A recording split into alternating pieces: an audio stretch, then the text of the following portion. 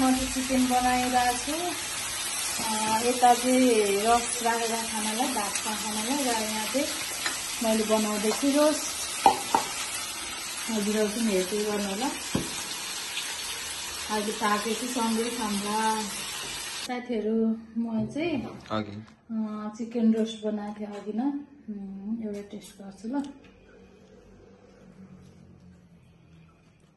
मसँग चाहिँ chicken roast र यो छ चिकन ग्रेभी र मसँग छ ड्यू र सलाद।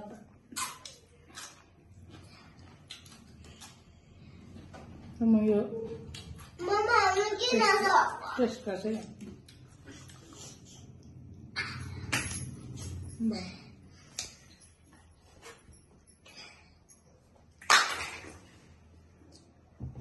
एकदम मिठो भएछ मासु।